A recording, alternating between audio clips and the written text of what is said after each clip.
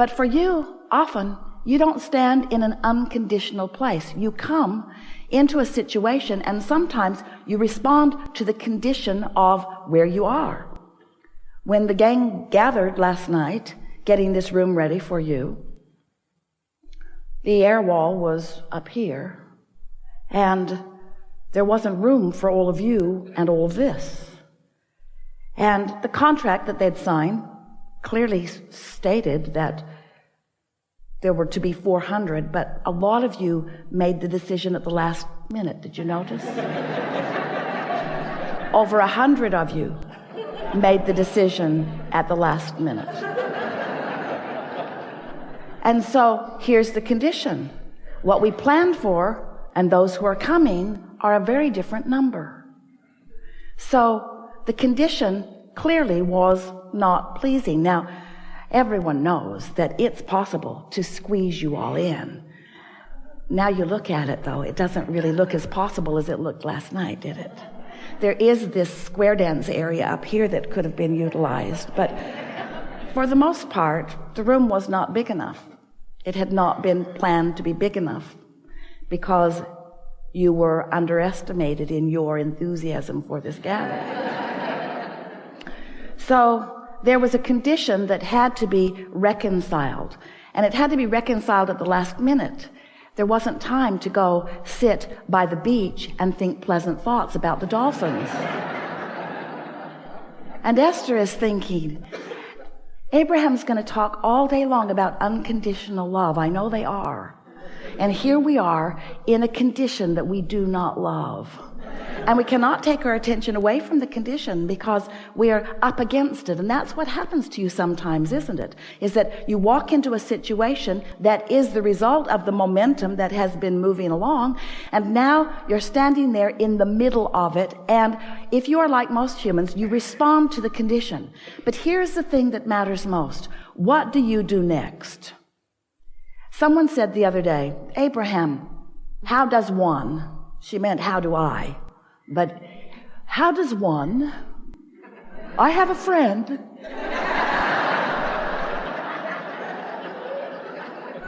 How does one get rid of doubt? And we said, you get rid of it before you get it, which is totally annoying. Because once you've got it, Abraham, you squirrely ghost. How do you get rid of doubt? Well, doubt is the way you feel when you're focused upon something and have been for a while that you believe that is contrary to who you really are and what you really want. All negative emotion means exactly that. Your life has caused you to expand into a new vibrational becoming. How do those words set with you? Do you like knowing that you are constantly becoming something that is more? But the tricky thing about that is, since you are constantly becoming something that is more, you've got to vibrationally figure out how to vibrationally keep up with what you have vibrationally become. Did we mention that you're vibrational?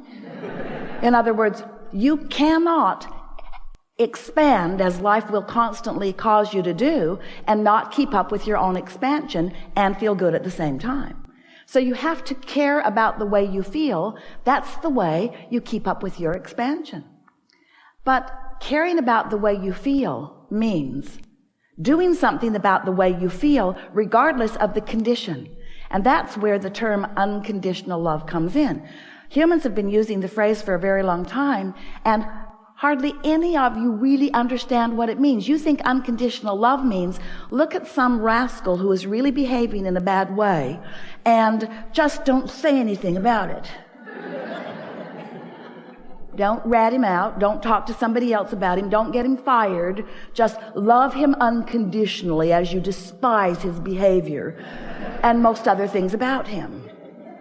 And we say, that's maybe what you might call tolerance. In other words, you're putting up with it. You're not freaking out about it, but it is not unconditional, because this condition that you are focused upon is an opinion that differs from the opinion that the source within you holds about it, because the source within you is holding an unconditional point of view. Well, before this day is over, you're going to understand completely why we from Source are able to hold things from an unconditional viewpoint. We'll give you a statement that you may be ready to receive, and then we'll fill in the gaps as we continue over the next few hours.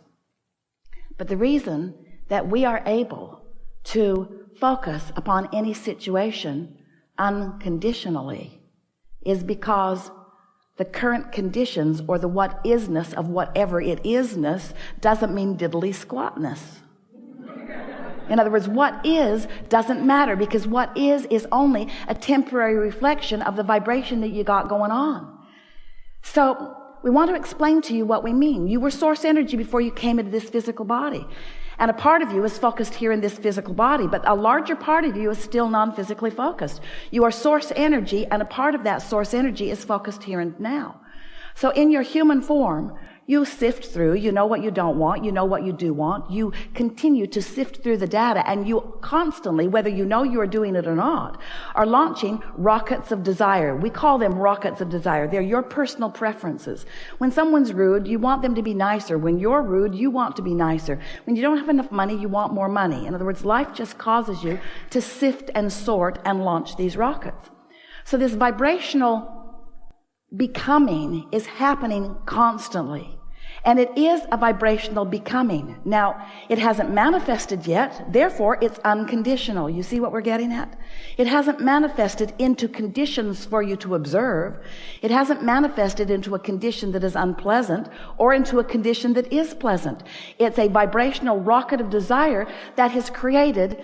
If you've been listening to us for a while, you've seen all of our creative ways of trying to explain to you this stuff that is not physical into this, what we've been calling a vibrational reality. We even gave it the name of a vortex. It's this vibrational state of being that is the precursor to everything else that is coming for you.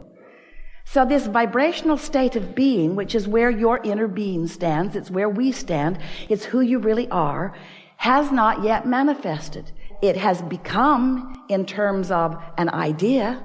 It has become in terms of a hope or a dream. There's enough in your vortex to keep you busy for 20 or 30 lifetimes. In other words, it is the beginning of that which you are. And you know that vortex existed before you were even born into your physical body, because there was a projection of intention from non-physical. There was a vibrational reality that had so much to do about you before you were even born into this physical body. Do you see what we're getting at? This vibrational precursor of that which is you. It was like the vibrational plan. It was like the vibrational probability. It's the vibrational reality.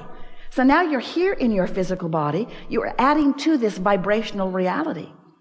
The question that we want to help you ask and answer for yourself is, how much of a vibrational gap is there between the things that life has caused me to ask for and the things that I believe, the things that I practice in my thought? And you can tell, two ways you can tell. One is by the way you feel. If you're joyful, there's no gap. If you're feeling appreciation, there's no gap. If you're angry, quite a big gap. That's one way. You can tell by the emotions that you feel. But the other way is you can tell by how things are manifesting. Because when who you are and what you want and what you think on a regular basis are in the same vibrational frequency, it's manifesting all around you. Others can see it and hear it and smell it and taste it and touch it too. It is a reality. It is a what is. It is a manifestation. You want to call it reality. It is real in the sense that others see it too. But we so want you to understand that before there is a reality, the way you want to call it reality, there is a vibrational reality. And that vibrational reality is filled with all that you have become and are becoming. And you have the ability, if you understand what we're talking about here, to close that gap and have what you want. We wrote this book called Getting Into the Vortex. And you listened to us for a while about it with an enormous amount of patience, we thought, because we're telling you, just get in the vortex, get in the vortex. That's where everything you want is. And then you began getting a little feisty with us, demanding things like, how do we get into the vortex? And we would say to you, everything you want is in there. Everything that you want. Your lover is there. Your lovers are there. All of the money that you want is there. That new car that you want is there. Everything that you want is there. Everything that you want Everything that you have become in terms of desire is there. And then you began saying things to us like, well, okay, I accept that there is a reality. You wave Esther's arm around and you look at something that we can't see and you tell us that everything that we want is in there. So just tell me, Abraham, how do I get my money out of the vortex and into the bank? How do I turn this airy-fairy vibrational reality into reality that I can see and hear and smell and taste and touch? I want to drive it and I want to sleep with it and I want to spend it. I want the tangible manifestation. I want real life manifestation. I don't want to just dream all the time. And we say, we want you to have that real life too. And you are having real life. And the real life that you're having is a vibrational match to the thoughts that you're thinking all the time. We're just suggesting that you could, if you care about the way you feel, close that gap between your dreams and desires and who you really are and what you are allowing into your experience. So over time, we've expressed this to you in a variety of ways. And for the most part, you're up to speed with what we've been talking about. We tell you that you are vibrational, and you hardly ever resist that idea anymore. We tell you that this universe is managed by the law of attraction. The law of attraction manages vibrations. You can't set your radio dial on 98 FM and hear what's being broadcast on 101 AM. In other words, the frequencies have to match up, and if they don't, the transmitter and the receiver aren't on the same frequency, then the receiver doesn't receive what the transmitter is transmitting. It's just simple laws of physics, and law of attraction is exactly the same way. You can't set your dial on Henri and have lovely things come into your experience. They are different vibrational frequencies. So then we began to talk to you about your emotions and what your emotions mean. And we talked about the different emotions that you might have, all the way from despair all the way up to appreciation and love and joy. We began talking about the disc that you might be on, the spinning disc of emotion. If you're on the Henri disc, you're not going to rendezvous with people who are on the happy disc. It just doesn't happen. Law of attraction doesn't match you up that way.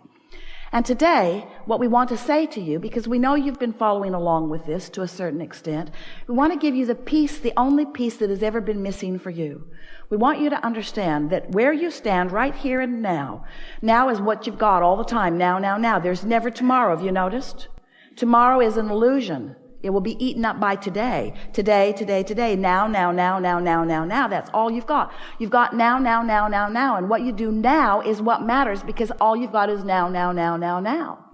And what matters in your now is that you understand that you have two perspectives of now. There's the source energy perspective, source energy who stands right in the middle of your vortex with all that you've been asking for, holding the vibrational frequency of every bit of all of that. And then there's you and what you believe right now, what you've been practicing, what you're thinking about. And your point of attraction is about what you think about. It's about what you believe. A belief is just a thought you keep thinking. So where you stand and what you believe has everything to do with how much that's in that vortex that you allow to flow into your experience. So we began talking to you about your point of attraction, you in your human body. You stand right here and now. Where you stand right here and now, what is your point of attraction? What is the vibrational atmosphere that you have created? Are you ornery? Are you irritated? Are you afraid? Are you angry? Are you blameful? Are you guilty? If you're feeling those emotions on a pretty steady basis, that means you are holding yourself steadily in vibrational discord to who you really are and what you really want.